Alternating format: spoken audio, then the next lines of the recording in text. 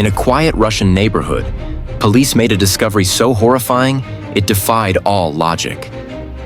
Inside a cluttered apartment, they found human-sized dolls, dressed in fine clothing, wearing makeup, and arranged neatly across furniture. But these weren't dolls. These were corpses, real, decomposing corpses. And the man responsible? A quiet, well-educated historian who lived alone. He had been sleeping, eating, and even celebrating birthdays with the dead. This is the story of Anatoly Moskvin, the man who kept 11 corpses of little girls in his home. A man who lived among the dead, not with shame, but with shocking calm. Anatoly Yuryevich Moskvin was born in 1956 in Gorky, Russia, now known as Nizhny Novgorod. He wasn't a criminal. He wasn't a drifter. In fact, he was regarded as a brilliant academic, fluent in 13 languages, a respected historian, and a self-proclaimed expert in cemeteries and occult studies. He lived with his parents in a small, modest flat. He rode his bicycle daily. To neighbors, he was eccentric but harmless. Just a man fascinated with the dead. But behind the curtains of that second-floor apartment, Moskvin's twisted obsession had gone far beyond books and research. He wasn't just studying the dead.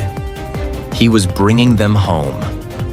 The truth came out in 2011, when police were investigating a string of grave desecrations across the region.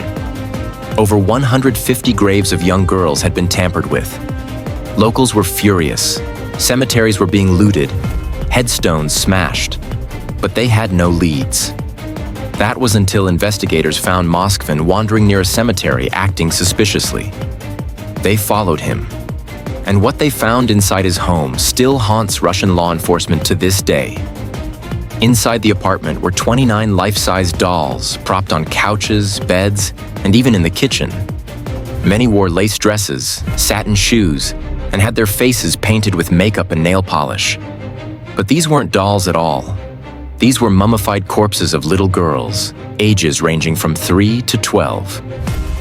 Anatoly Moskvin was not a murderer. This is perhaps what made his crimes even more chilling. He did not kill the girls, he dug them up. After selecting his victims from local obituaries and cemetery records, Moskvin would wait until the burial, then return at night.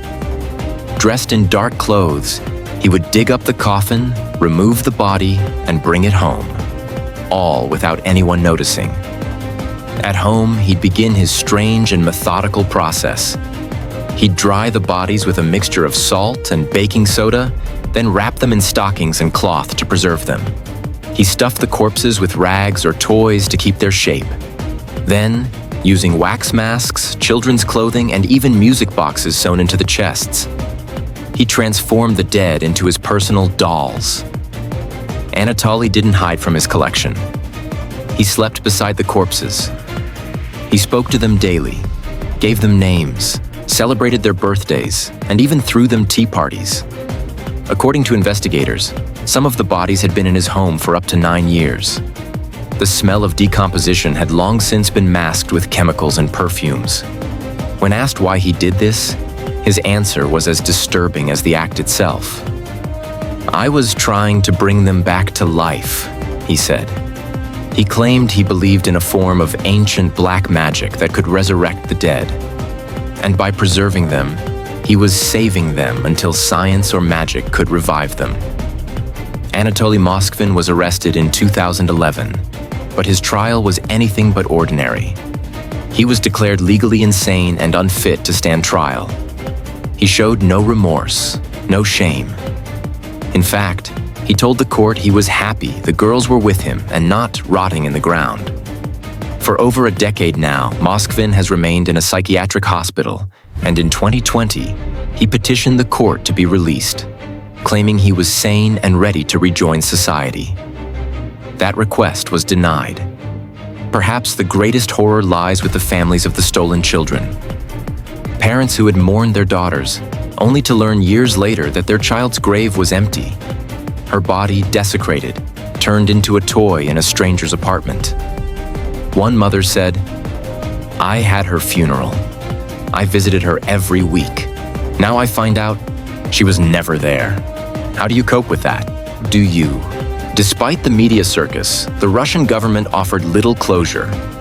Most of the bodies were eventually returned to the families, though some were too decayed or altered to properly identify. Psychologists studying the case believe Moskvin suffered from necrophilic delusions, though no sexual abuse was ever found.